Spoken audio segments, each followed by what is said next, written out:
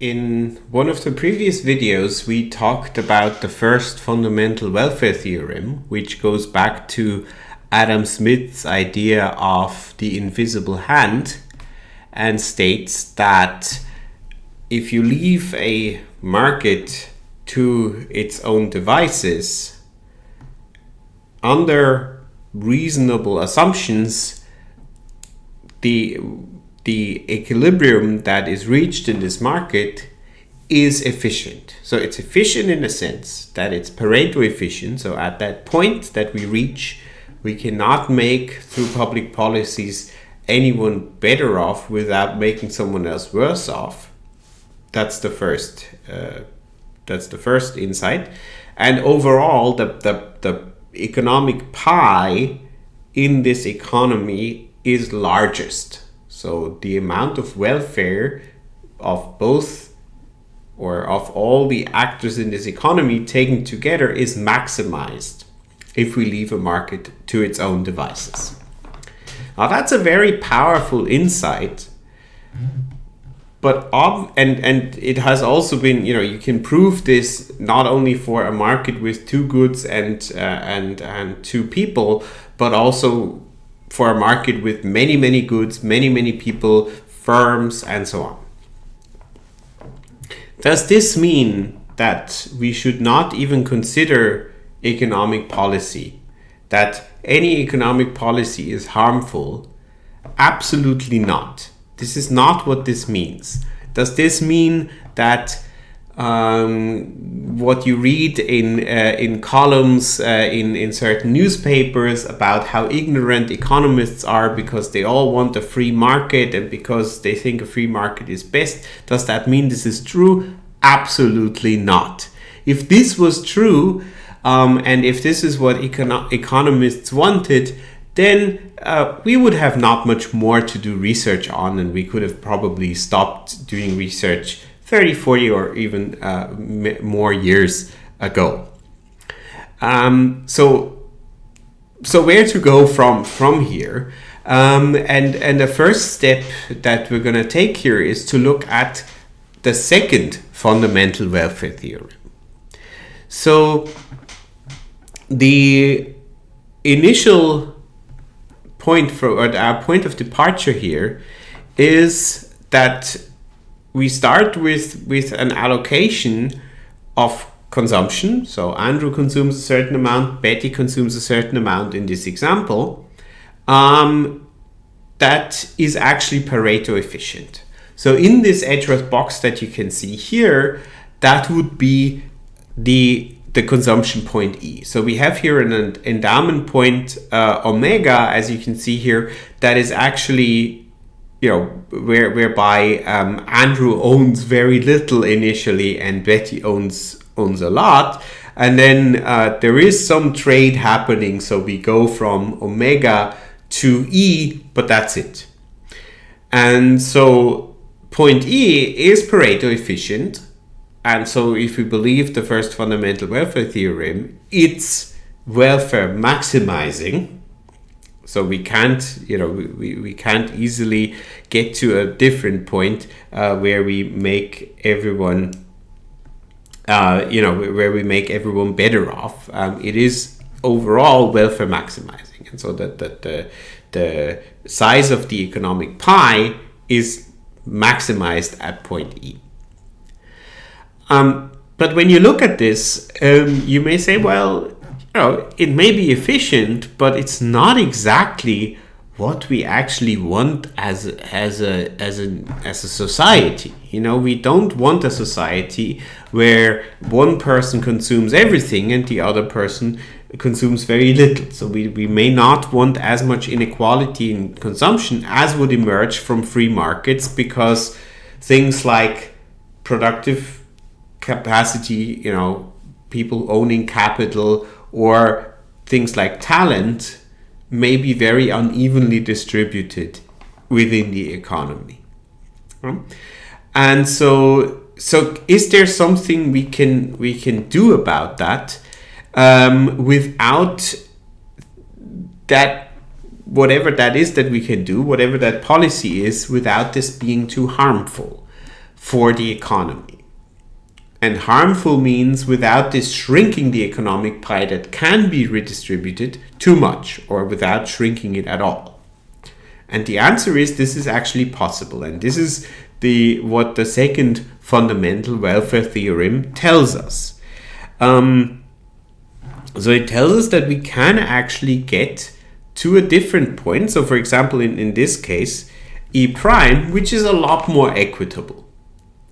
And yet, point E prime is on the contract curve, so it's actually a Pareto efficient point. If we are at point E and move away from point E, we will always make at least one party worse off. It's just that point E prime at the moment is not an equilibrium because the budget constraint is located somewhere else. So what can we do as a government? Well, we can redistribute. We can take something off Betty and basically tax Betty's endowment and give a transfer, in this case a lump sum transfer, to Andrew. Okay? And the question is then, can we then reach a new equilibrium, and what are the characteristics of this new equilibrium when we shift the endowment within this Edgeworth box?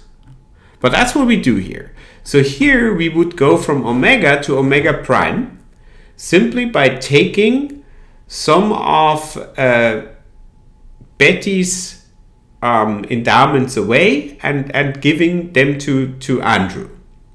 Right? So here Andrew would initially own very little, and we basically then take that much of good 1 away from Betty, and we would take that much of good 2 away from Betty. Okay, and these would basically be given then to Andrew as a transfer.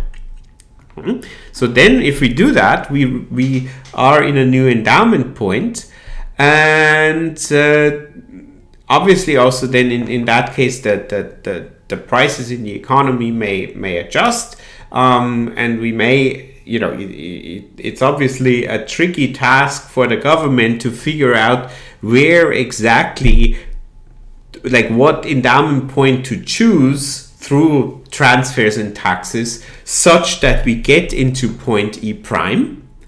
But this is just a stylized model. So suppose we know how prices are gonna react if we change those endowments, and suppose we know what the budget constraint is then, and we know the preferences, then we would obviously, like a computer, basically just be able to say, okay, this is the optimal point where we shift the endowment to, and then we reach whatever consumption point we actually want to reach. So this is not the idea behind this is not to say, okay, practically how is this going to work? How are we going to figure out where omega prime would lie? But let's just assume we know. Okay, and then obviously you can reach the economy will reach a new equilibrium at E prime. And so you may say, well, what's so important about this? Well, what's important about this is that we can basically turn any Pareto efficient allocation. So any point that is on this contract curve, remember the contract curve was the one where all the indifference curves are tangential to one another. We can turn any of those points, which are Pareto efficient consumption points, we can turn them into a competitive equilibrium by shifting this endowment point within the Edgeworth box.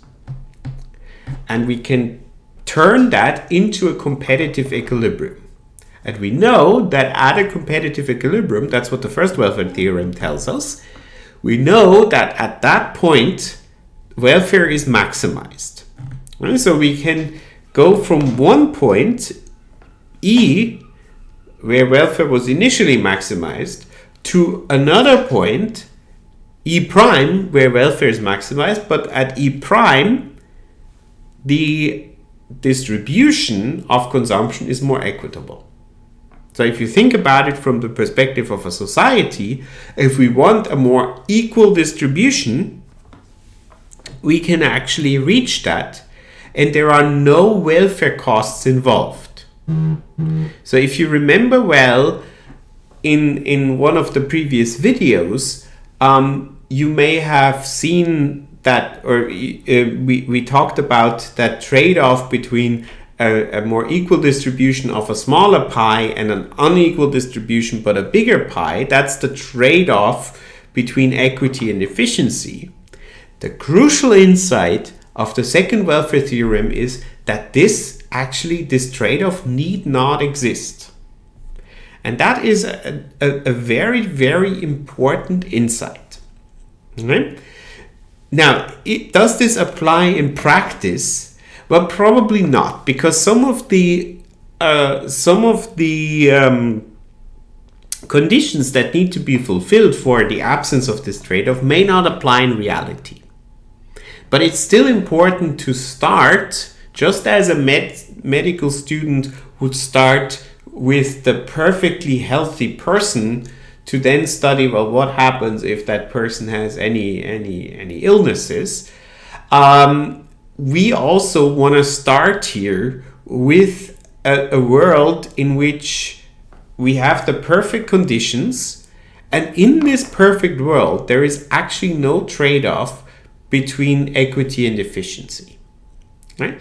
And so in this perfect world, we would not have a lot of the political debates that you can follow in many countries, whereby you have some parties that are more pro-market, and they have more in mind, or their goal is more to increase or to maximize the size of the pie, whereas there are other parties that for whom the priority is to have an equitable distribution, or a distribution that they consider more fair, right? And what is typically the case is that those that take more care of, or that care more for for an equitable distribution, they are often then targeted by the pro-market forces or pro-market groups. By saying, well, if you have more redistribution, you actually shrink the pie. And the second fundamental welfare theorem tells us that this need not be the case.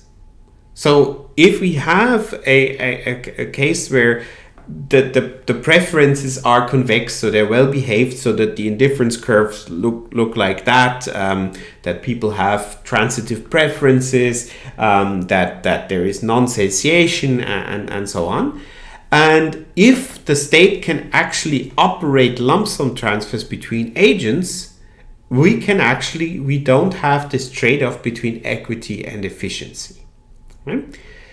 And now one can say, well, but it doesn't apply in reality, so this should just go out the window. And I can understand this temptation, but the question that we should rather ask ourselves is, how close are we in a given year, or in a given situation, in a given country, in a given economy, to this world, right? So we know obviously that consumers are not always perfectly rational, but they're not completely irrational either. The other thing that is a challenge to the second fundamental welfare theorem is the ability of the state to operate lump sum transfers, and that may be more easily possible in some states than in others. Why? Well, there could be things like corruption that makes this hard, but other things that make it hard. Another aspect is, in this picture here, we assume that the government actually knows where those endowment points are. Not even saying where omega prime ought to be, but just where they are, or where the initial omega is. But in reality, that's not necessarily what we know, right? What a government knows. Because a government even if they may know through tax statements or so how much someone earns, what they don't know, for example, is how much, how talented a person is and what earnings potential a person has, and then what potential also a person has to build up wealth. So in reality, people and firms may have opportunities to conceal part of their endowments, so to make themselves actually look poorer than they actually are. Okay, and so in that case, if we have this information asymmetry between the market participants and the government, so the government doesn't exactly know what the initial endowments are, that makes taxation and redistribution also a lot harder. And in that case, the second welfare theorem can fully or partially break down. So what that means is that in reality, we oftentimes are not in this first best world where we as the government can just pick the distribution of consumption and it's actually efficient to do so. But we're in a second best world whereby we have this trade-off. And so the question here is not, do we have this trade-off or do we not have the trade-off? But the question is rather, do we have how big is this trade-off? And this trade-off may be bigger in some countries where governments have a better grasp of what people's endowments are or what firms' endowments are, where it's easier to tax people, where compliance with taxes is high, and so on. There the trade-off may be lower than in other countries where it's very easy for people to conceal how talented they are, what their earnings potential is, and so on, and where it's hard for governments to actually tax people and redistribute. And in that case, the trade-off between equity and efficiency is very real and can be quite a strong one. Right? But again, bottom line here is there need not be such a trade-off, and if it's there, it can vary in size depending on a lot of parameters. And so therefore, what works well in terms of redistribution in Scandinavian countries that are notorious for high redistribution may not work so well in other countries where the society simply works in a very different way.